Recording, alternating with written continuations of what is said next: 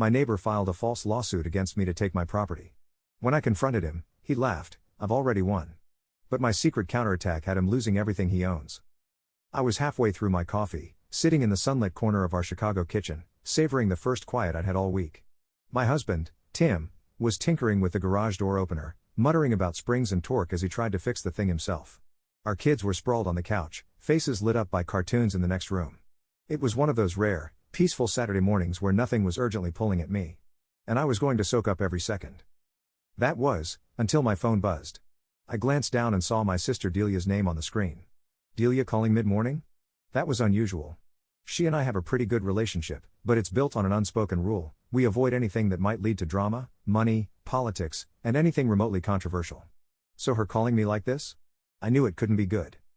"Hey, Delia," I said, trying to sound casual as I picked up.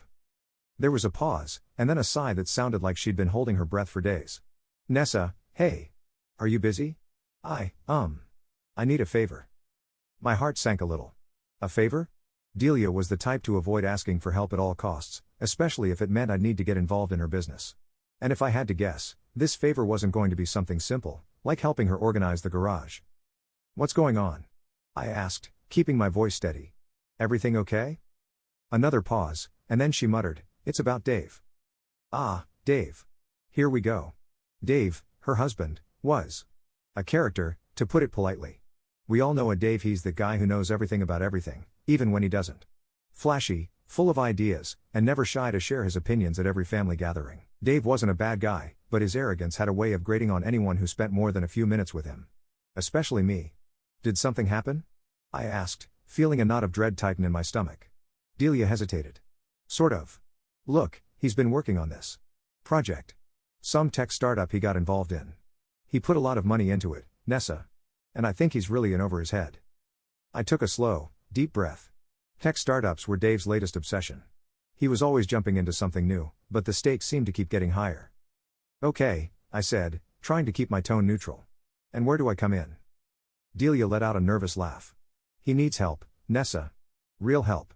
You're the only person who knows enough about this kind of stuff to figure out what's going on. I've tried talking to him, but he just brushes me off and says I don't understand the complexity of it all." That sounded like Dave, all right. He'd always been dismissive of Delia when it came to anything he deemed too technical. But I knew my sister well enough to know that if she was calling me like this, things were probably worse than she was letting on. "Fine," I sighed. "I'll come by tomorrow. But Delia, if he's just being stubborn and refuses to listen, I'm not going to waste my time." She sounded like she was on the verge of tears. "Thank you, Nessa. I just don't know what else to do." He won't admit it, but I can tell he's terrified. The next day, Tim and I packed up the kids and drove to Delia and Dave's house in Oak Park. The house was a sprawling, modern monstrosity, Dave's pride and joy, or as he liked to call it, his smart investment. I'll admit, it was beautiful, all open spaces and natural light, but the whole thing felt a little too showy, like everything Dave did. Delia greeted us at the door, her face visibly stressed. She hugged me tightly, muttering, "Thank you for coming." As she pulled back, she glanced nervously toward Dave's office down the hall. "He's been at it since sunrise," she whispered, leading me inside. "He won't let anyone in there. I don't even think he's eaten." I glanced over her shoulder and caught a glimpse of Dave pacing in his office, his eyes glued to a laptop screen. His posture was tense, and he was muttering to himself, typing furiously. Tim leaned in close, whispering in my ear. "You sure you want to do this?" "I'll be fine," I muttered back, though I wasn't entirely convinced. Delia looked relieved to have us there, and the kids were already making themselves comfortable with their cousins in the living room, so at least they'd be occupied for a bit. Taking a deep breath, I walked down the hall and knocked lightly on the office door. Dave looked up, his expression flickering between surprise and irritation. "Nessa. Didn't expect you'd come by," he said, quickly minimizing whatever was on his screen. "Hey, Delia thought you might need a hand," I said lightly, stepping into the room. "She mentioned you're working on some kind of startup?" He raised an eyebrow, clearly not thrilled about me being there. "Yeah, it's a payment system app. Way more advanced than your usual banking work, no offense." I bit back a retort.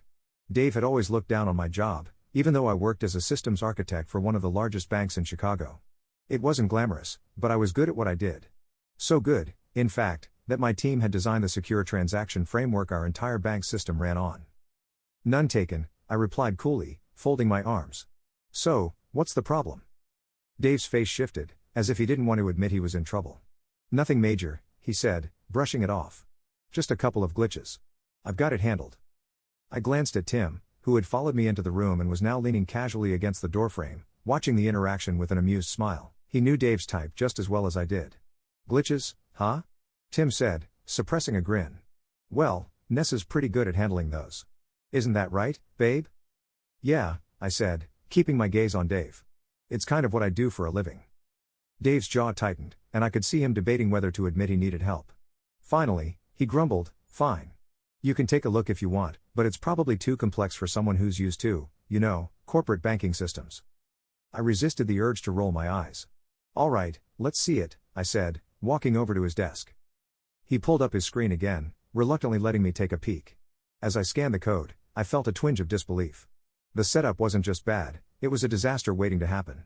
His transaction processing was clunky and inefficient, and his encryption methods. Well, let's just say a 12-year-old with a laptop could probably hack into it. Dave, I said slowly, trying to choose my words carefully. This encryption is outdated. And your code structure is chaotic, at best. Dave bristled, his face turning red. It's a prototype, all right? I'm still working out the kinks. I raised an eyebrow, glancing at Tim. A prototype that's handling real money? Dave, this thing's full of vulnerabilities. If you're trying to process hundreds of transactions a minute, this setup will crash within hours. He opened his mouth to argue, but Tim cut in. Come on, Dave. You know she's right. If she says there's a problem, there's a problem. For a second, Dave looked like he was going to tell us both to get out. But then he slumped in his chair, running a hand through his hair. All right, he muttered. Fine. Can you fix it? I took a deep breath, feeling a pang of sympathy despite myself. I can help, but it'll take a while. This whole framework needs to be restructured. And you'll have to let me do it my way. Fine, he mumbled, looking thoroughly defeated. Just, do what you need to do. Hours later, it was nearly midnight, and I was still sitting at his desk, untangling the mess he'd made. I had rebuilt the encryption protocols from scratch, optimized the transaction processing, and cleaned up the entire code structure. Dave hovered over me the entire time, watching with a mix of awe and resentment. You really know your stuff, don't you? He muttered at one point, sounding almost respectful. I told you, Dave, I said, not taking my eyes off the screen. This is what I do. Finally, I finished the last bit of code, ran a few tests, and leaned back with a sigh. There. It's stable now. Just don't mess with the encryption, and you should be fine. He looked at me, a strange expression on his face. Thanks, Nessa. Really? I nodded, feeling exhausted but oddly satisfied. You're welcome. Just, try not to get in over your head next time. As I got up to leave, Tim met me at the door, his eyes shining with pride. You did good, babe, he whispered, giving me a quick hug. Delia appeared, relief all over her face. Thank you, Nessa. I don't know what we would have done without you. I smiled, patting her shoulder. Just keep an eye on him, okay? And don't be afraid to ask for help sooner next time. Weeks later, I got an email from Delia. The app had been a hit, and they were in talks with investors. She ended with a simple, heartfelt message. Dave wouldn't say it out loud, but he knows he owes it all to you. I closed the email, feeling a strange sense of satisfaction. Maybe, just maybe, Dave had learned a thing or two. I was settling back into my regular routine, and I hadn't thought much more about Delia and Dave's startup or that chaotic weekend I'd spent fixing his code. The family group chat had gone unusually quiet, which I took as a sign that Delia and Dave were doing fine. Then, about 3 months later, Delia called again, this time well past 10 o'clock on a Friday night. I was already in bed, halfway to sleep, but something about the call made my stomach flip. I slid out of bed, careful not to wake Tim, and tiptoed into the bathroom, closing the door before picking up. Delia? Everything okay? I whispered. Her voice was shaky, full of tension. Nessa, he's done something, and I don't even know where to start. I took a deep breath, pressing my fingers to my temples. What's going on? She launched into a story about a round of new investors, rapid expansion plans, and some big surprise that Dave had been planning. He hadn't told her any details, just that it was supposed to be a game changer. Then she added, almost in a whisper, Nessa, he spent all our savings. Every last dollar. My hand clenched around the phone. What? Delia, are you saying he put all your money into this thing without even talking to you? Yes. She choked out, her voice breaking. And he told me not to worry, that he has it under control. But Nessa, I'm terrified. What if he loses it all? I closed my eyes, feeling a familiar knot of anger and frustration rise in my chest. Dave's arrogance, His refusal to accept help until he was neck deep in problems, it had all come back with a vengeance. Where is he now? I asked, already pulling a sweatshirt over my pajamas. There was no way I could let this go without getting some answers. He's in his office, Delia replied, barely audible. But please, don't be too harsh on him. He's been under a lot of pressure, and he's already defensive about this whole thing. I bit back the sharp words forming on my tongue. All right, I'll be there in 20. When I arrived, Delia opened the door, eyes red from crying, cheeks pale. She gave me a grateful, almost desperate hug before stepping back to let me in. I could feel the tension humming through the house, like everyone was holding their breath, waiting for the next disaster to strike. I made my way to the office, where Dave was slumped over his desk, staring blankly at his screen. He looked exhausted, dark circles under his eyes, his usually confident expression replaced by something almost vulnerable. When he saw me, he straightened up, scowling. Nessa, what are you doing here?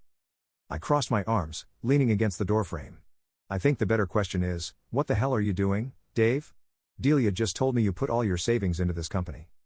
He narrowed his eyes, like he was weighing whether to get defensive or just ignore me. It's temporary. I'll make it back. The investors are coming in strong, and this expansion is going to blow everyone away. I took a slow breath, trying to keep calm. Dave, you've already admitted you're not an expert on this. And yet, you're gambling with your family's future like it's a game. You need to step back and let someone who knows what they're doing take over. His eyes flashed, and I could see the familiar pride creeping in. You don't understand, Nessa. This is bigger than anything you've ever handled. The potential here is worthless if it doesn't work, I interrupted, my voice harder than I'd intended. And you're running this like a personal project instead of a business. You think you're the only person in the world who's smart enough to make it work, but let me tell you, that's the exact mindset that ruins companies. He clenched his jaw, but I could tell my words were hitting home. I don't need a lecture, he muttered, turning his gaze back to his computer. I stepped closer, refusing to let him brush me off. You know what? Maybe you do. Because this is your family's money, Dave. You're risking your wife and kids' future here. Don't you get that? He stared at the screen for a long moment, then sighed, deflating slightly. It's too late now. Everything's already in place. The new investors are expecting us to roll out the platform by next week. If I pull out now, I'll lose everything. I pinched the bridge of my nose, feeling the weight of the mess he'd created. Then let me look at it, at least. Let me make sure it's stable enough to go live. He hesitated, glancing at me sideways. You already think it's a disaster. What difference does it make? Because, Dave, this isn't just about you, I replied, my voice softening. This is about your family. If I can help make this right, I will. But you have to trust me and let me do it my way. After a tense moment, he nodded, sliding his chair back to let me take over the keyboard. For the second time, I found myself up to my elbows in his code, dissecting every line, every algorithm, rechecking the encryption protocols. This time, the stakes felt even higher, and the weight of Delia's anxiety pressed down on me as I worked. Hours later, I pushed back from the desk, exhausted but relieved. All right, I think this should hold. It's not perfect, but it'll get you through the launch. Just don't mess with it, all right? Dave looked at me, a strange expression in his eyes. He almost seemed grateful, in a way I'd never seen before. Thanks, Nessa. I know I put you in a tough spot. I just didn't realize how complicated this all was. I nodded, too tired to argue. Just promise me, next time, you'll reach out sooner.